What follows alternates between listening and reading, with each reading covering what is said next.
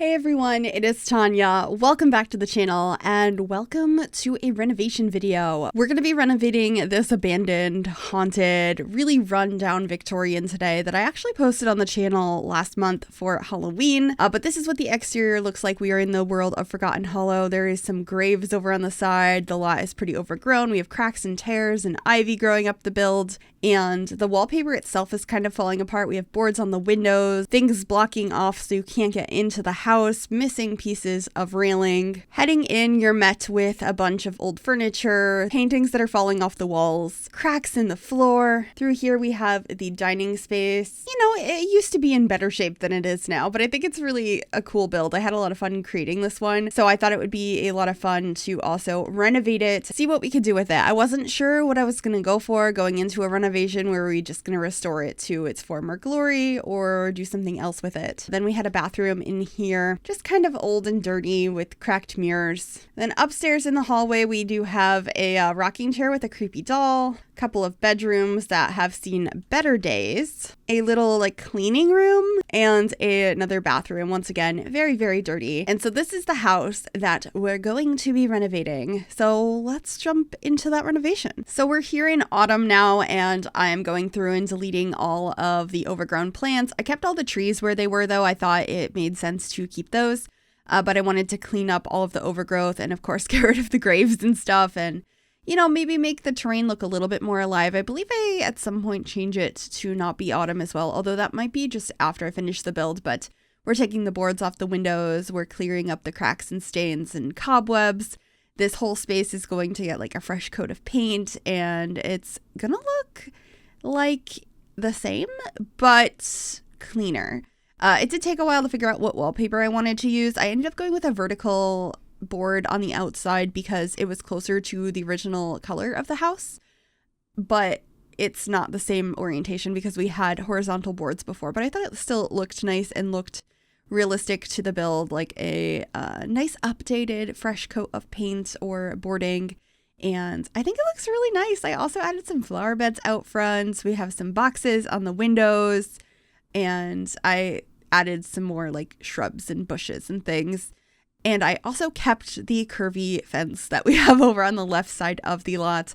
I thought that was a really fun touch that was added in the original, so I wanted to make sure to keep that. So we did, and then just getting some more plants and stuff. I wanted to keep it fairly simple, but we also have a fenced-in yard over here.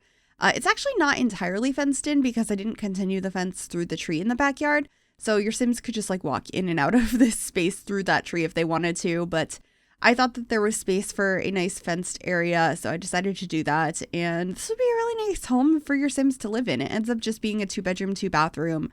I did get rid of the cleaning room, but this house is so clean inside. If you watched the original video of me building this abandoned like rundown house, there's a ghost that lives here who really wanted to clean up the space, but they couldn't hold any of the cleaning things, so they were just very miserable. So they had their cleaning room that they couldn't actually access. It was quite sad. Anyway, the whole space has been very cleaned up because instead of just fixing it up and keeping it exactly how it was, I decided that this was a house that somebody bought to flip. So they bought it and fully renovated the inside, doing a lot of like modern touches, but a couple of nods here and there to the original style of the house. And I thought that that was so much fun. So this was just bought and flipped and is staged to be sold. So I tried to keep the clutter to a minimum, and I think it came out so pretty in the end. I love the interior of this, but I also kind of miss the charm it had before, even though it was run down. There's a lot of different ways you could renovate this house. Feel free to do so if you'd like to. This version of the house and the updated version of the house are both on the gallery. You can find them under my EIID, which is Gryphi, GRYPHI. You can also find it under the hashtag Miss Gryphi, and that information is also in the description down below as well. So as you can see, I decided to knock down a wall so that the kitchen was a bit more open concept flowing into the living room, and I changed the archway into like a spandrel going into the dining space, which I thought worked really nicely. I also made the floors a little bit darker. I was thinking maybe they stained the floors in here. They tried to refinish them and restain them, and I thought that that looked really nice. And then I opted for these Parenthood countertops. We have the white island, but I will be changing the actual counters on the wall to be the blue swatch. I really liked the contrast between having the different colors in here, plus pairing that with the dark wood floor. I also experimented with having brown upper head cabinets, but I didn't end up keeping those in the end. They end up being white, which I think was a good decision. And I also, at this point, have a cabinet that goes over the door, but I changed that as well. So you can see me playing around with the colors here, swapping all of those out. But I think the blue really pops and just makes the kitchen look a little bit more interesting. And I also tried to use these subway tiles as a backsplash. I think of them as a really like timeless decision in a lot of homes, but something about it was making this kitchen feel very washed out. So I ended up changing the tile to a different one. I believe it was one from Jungle Adventure that I ended up using in the end. And I also wanted to have some exposed shelving over here. And so I'm just figuring out what to put on that. I, of course, had to use that tiny plant from the Blooming Rooms kit. I love it so much. I feel like I use it in every build. It is perfect for small shelves. It's like the perfect clutter item, even though it's a plant, and I just really liked how that looked. Of course, getting some of these little canisters from the Cottage Living pack as well. I use a lot of the clutter from that pack. I think it's such nice kitchen clutter that we were missing, so happy to have that. We got a knife block. I'm trying to think what else I add in here for clutter. Oh yeah, the like baked pastries and stuff over there on that like pedestal that came with Get Together. I just really wanted the space to feel lived in, but not super cluttered. So having a couple of touches like this throughout, I thought looked really nice and allowed this space to be visualized as some place that you could live in. So yeah, that's pretty much it for the kitchen. I'll be getting some stools at the island, even though it's not like the kind of island you can sit at. I just thought it looked nicer this way and more grand, I suppose. And that is the tile that I ended up going with that I had mentioned before. That's from Jungle Adventure. It has a little bit more color in it. It brings in that blue a little bit better. So I thought it looked nicer in this space. And I actually will be swapping out the doors in this house as well, the front and back door. I'm doing that right now. I decided to go with ones from Base Game that are like more of a modern take on what I already had. And I think it was a good decision. I think I swap out the front door though for the one that is rounded at the top that has, it's like a 2 wide version of this door, but I used the single tile one in the kitchen. So yeah, I did that, but I kept all of the interior doors because they already had that arch at the top. I thought that they were really pretty. Those ones are from Strangerville, some of my favorites. And of course, here is that fireplace that we kept. I think it is so pretty. And I opted for a kind of interesting layout in here. It's a diagonal layout of the living room. I just thought it looked kind of fun with where the fireplace and television are. And since I was thinking this house was staged, it's maybe not the best layout, but I think it looks really fun and exciting. And so that's what I went for here. I also, during filming this, forgot to put any kind of clutter on the coffee table that I placed down, but I did before I took screenshots, so you'll see that in the end. I just added a tray with like some drinks on it, the one that came with Eco Lifestyle, so it looks fine in the end. I just think it's funny that I was trying to make this space look really pretty and I just left that table empty. So I just wanted something simple there. Same thing with over the desk space. We have a plant, some books, and I believe we get another plant over in the corner. I love this one. It's from Die Now. It's probably my favorite plant in the game outside of that tiny one we used in the kitchen from the Blooming Rooms kit. And then I thought maybe some sort of older painting in here would be nice to kind of give a callback to the original house that was here or like the history behind it. So that's what I decided to do. And then we're moving into the downstairs bathroom. I'm using the same countertops that I'm using in the kitchen. And, keeping it pretty simple in here, nice and blue and gray and very calming. I really didn't want to clutter up the space like I had mentioned, and so I didn't do that. I also did add an extra window into the dining space, which I thought helped a lot because the outside just didn't have anything down here. And I love how this dining room came out. I think it's super cute. I used the same curtains in, I think, every room in this house. And I decided to opt for this table from Get Famous. It's such a beautiful glass table. And a lot of times I forget it exists, but anytime I remember, I get so excited because I love this table. And it paired so nicely with the chairs from Dream Home Decorator. And of course, got a hutch over here, some paintings on the wall.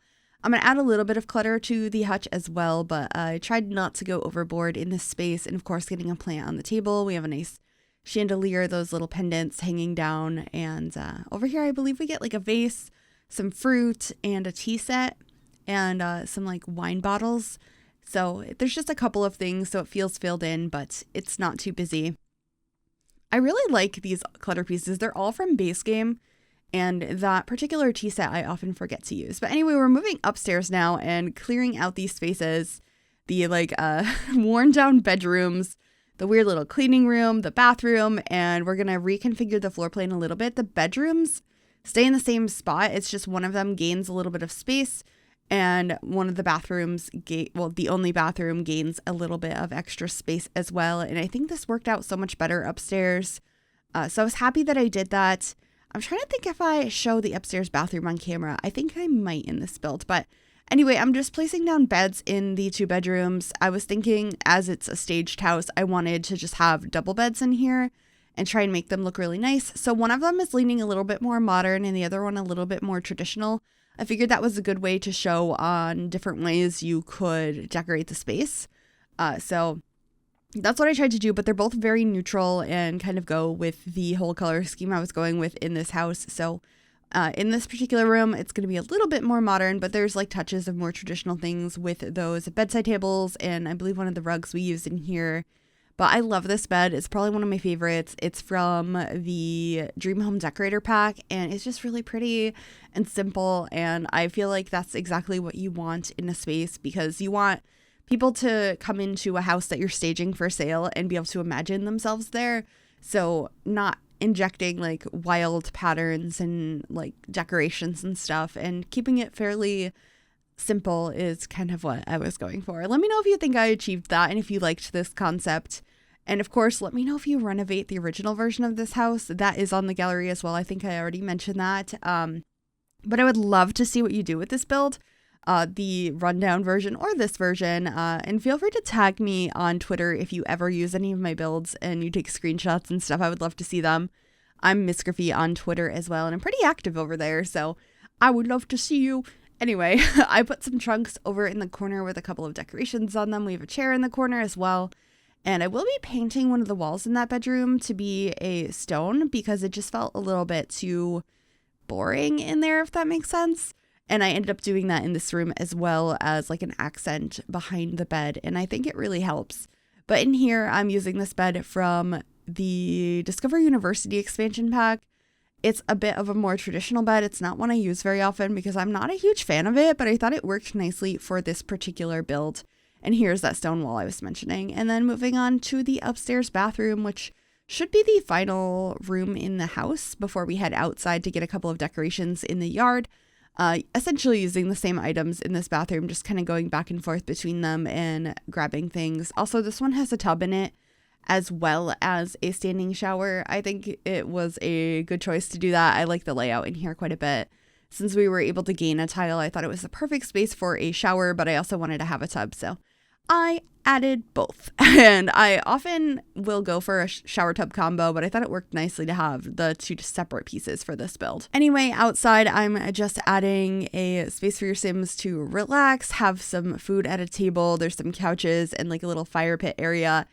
And then just finishing up the landscaping before we head on into screenshots. I really hope you enjoyed this renovation. I had a lot of fun doing it. If you did, make sure you give this video a big thumbs up. You can also subscribe to the channel if you have not already. And if you click that bell, it'll turn on notifications to be notified of every single time I upload a new video. Thank you so very much for watching. Enjoy those screenshots, and I will see y'all soon. Bye, everyone.